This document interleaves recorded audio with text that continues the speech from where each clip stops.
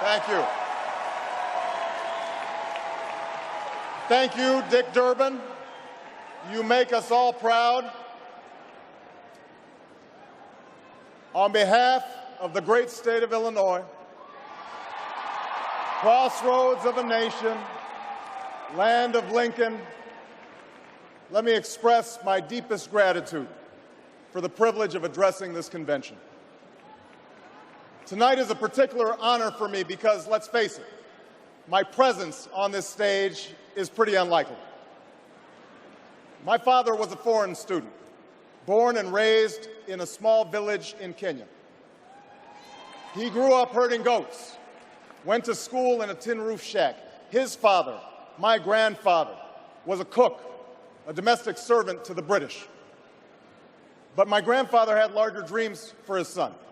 Through hard work and perseverance, my father got a scholarship to study in a magical place, America, that shone as a beacon of freedom and opportunity to so many who had come before. While studying here, my father met my mother. She was born in a town on the other side of the world, in Kansas.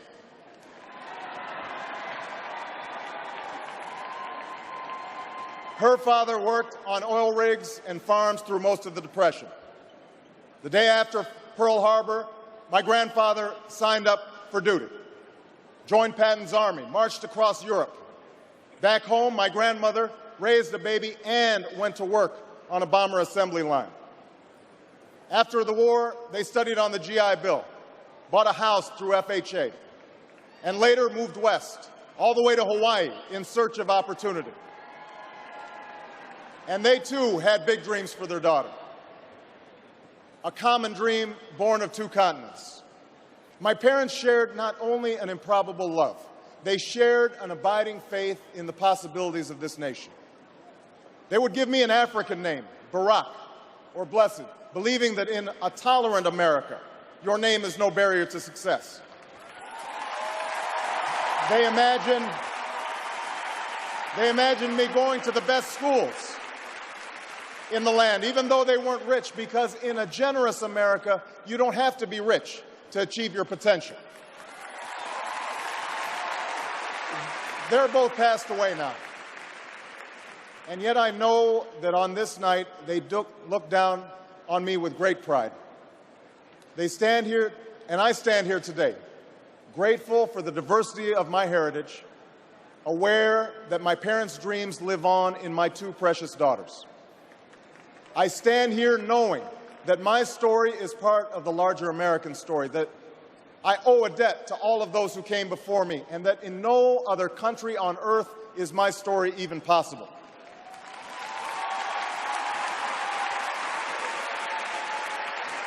Tonight, we gather to affirm the greatness of our nation, not because of the height of our skyscrapers or the power of our military or the size of our economy.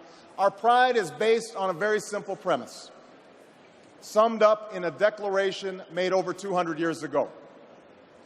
We hold these truths to be self-evident, that all men are created equal, that they are endowed by their Creator with certain inalienable rights, that among these are life, liberty, and the pursuit of happiness. That is the true genius of America. A faith in simple dreams, an insistence on small miracles, that we can tuck in our children at night and know that they are fed and clothed and safe from harm, that we can say what we think, write what we think without hearing a sudden knock on the door, that we can have an idea and start our own business without paying a bribe, that we can participate in the political process without fear of retribution, and that our votes will be counted at least most of the time.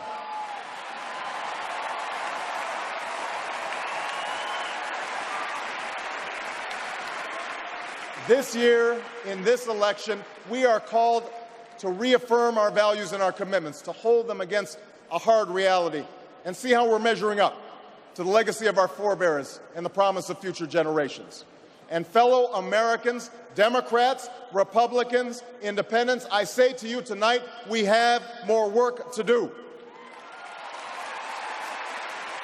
More work to do for the workers I met in Galesburg, Illinois, who are losing their union jobs at the Maytag plant that's moving to Mexico, and now are having to compete with their own children for jobs that pay $7 an hour.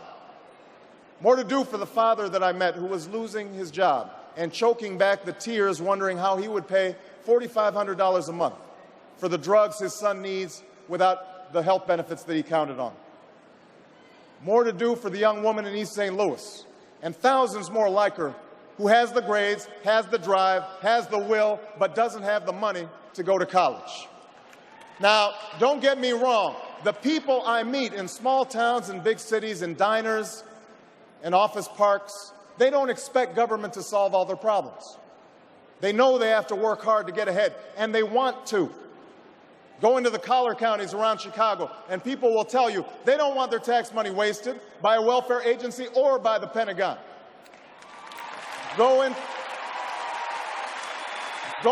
any inner city neighborhood, and folks will tell you that government alone can't teach our kids to learn. They know that parents have to teach, that children can't achieve unless we raise their expectations and turn off the television sets and eradicate the slander that says a black youth with a book is acting white. They know those things.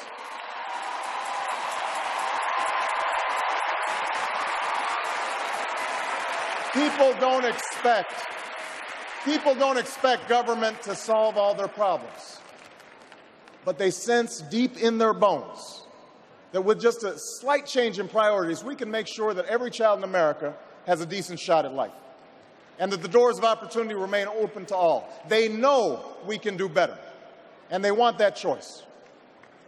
In this election, we offer that choice. Our party has chosen a man to lead us who embodies the best this country has to offer, and that man is John Kerry.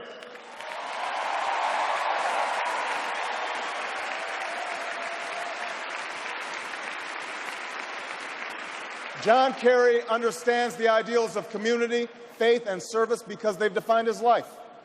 From his heroic service to Vietnam, to his years as a prosecutor and lieutenant governor, through 2 decades in the United States Senate, he's devoted himself to this country. Again and again, we've seen him make tough choices when easier ones were available. His values and his record affirm what is best in us. John Kerry believes in an America where hard work is rewarded. So instead of offering tax breaks to companies shipping jobs overseas, he offers them to companies creating jobs here at home. John Kerry believes in an America where all Americans can afford the same health coverage our politicians in Washington have for themselves. John Kerry believes in energy independence, so we aren't held hostage to the profits of oil companies or the sabotage of foreign oil fields. John Kerry believes in the constitutional freedoms that have made our country the envy of the world, and he will never sacrifice our basic liberties, nor use faith as a wedge to divide us.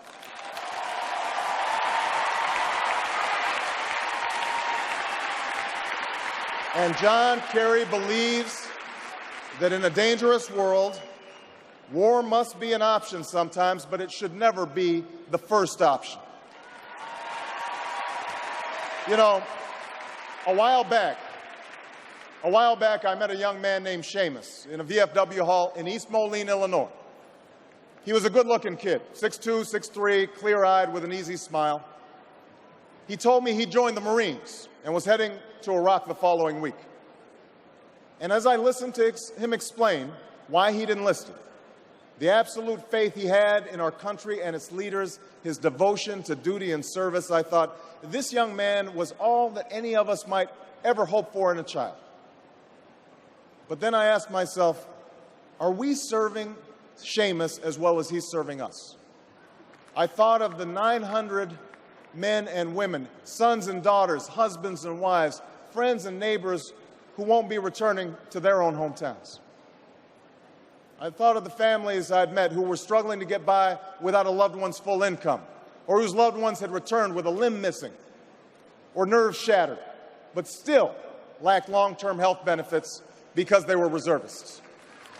When we send our young men and women into harm's way, we have a solemn obligation not to fudge the numbers or shade the truth about why they are going, to care for their families while they're gone, to tend to the soldiers upon their return, and to never, ever go to war without enough troops to win the war, secure the peace, and earn the respect of the world.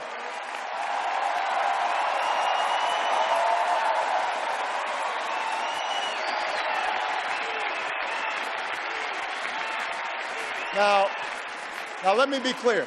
Let me be clear. We have real enemies in the world. These enemies must be found, they must be pursued, and they must be defeated. John Kerry knows this. And just as Lieutenant Kerry did not hesitate to risk his life to protect the men who served with him in Vietnam, President Kerry will not hesitate one moment to use our military might to keep America safe and secure. John Kerry believes in America, and he knows that it's not enough for just some of us to prosper. For alongside our famous individualism, there's another ingredient in the American saga, a belief that we're all connected as one people. If there's a child on the south side of Chicago who can't read, that matters to me even if it's not my child. If there's a senior citizen somewhere who can't pay for their prescription drugs and having to choose between medicine and the rent, that makes my life poorer even if it's not my grandparent. If there's an Arab American family being rounded up without benefit of an attorney or due process, that threatens my civil liberties.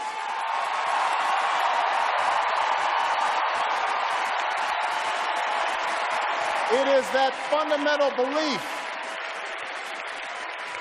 It is that fundamental belief, I am my brother's keeper, I am my sister's keeper, that makes this country work. It's what allows us to pursue our individual dreams and yet still come together as one American family. E pluribus unum, out of many, one. Now, even as we speak, there are those who are preparing to divide us. The spin masters, the negative ad peddlers, who embrace the politics of anything goes. Well, I say to them tonight, there is not a liberal America and a conservative America. There is the United States of America. There is not a black America and a white America and Latino America and Asian America. There's the United States of America.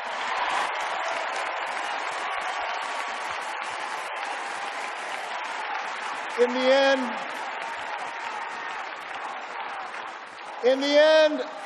end, that's what this election is about. Do we participate in a politics of cynicism, or do we participate in a politics of hope? John Kerry calls on us to hope. John Edwards calls on us to hope. I'm not talking about blind optimism here, the almost willful ignorance that thinks unemployment will go away if we just don't think about it, or healthcare crisis will solve itself if we just ignore it. That's not what I'm talking about. I'm talking about something more substantial.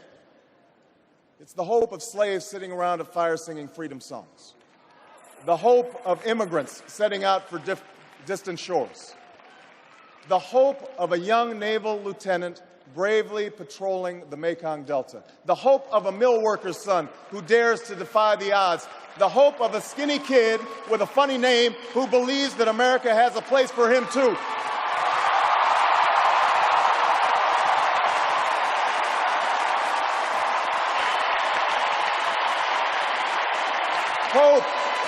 Hope in the face of difficulty, hope in the face of uncertainty, the audacity of hope. In the end, that is God's greatest gift to us, the bedrock of this nation. A belief in things not seen, a belief that there are better days ahead. I believe that we can give our middle class relief and provide working families with a road to opportunity. I believe we can provide jobs to the jobless, homes to the homeless, and reclaim young people in cities across America from violence and despair. I believe that we have a righteous wind at our backs, and that as we stand on the crossroads of history, we can make the right choices and meet the challenges that face us. America, tonight, if you feel the same energy that I do, if you feel the same urgency that I do, if you feel the same passion that I do, if you feel the same hopefulness that I do, if we do what we must do, then I have no doubt that all across the country, from Florida to Oregon, from Washington to Maine, the people will rise up in November, and John Kerry will be sworn in as president, and John Edwards will be sworn in as vice president, and this country will reclaim its promise, and out of this long political darkness, a brighter day will come. Thank you very much, everybody. God bless you. Thank you.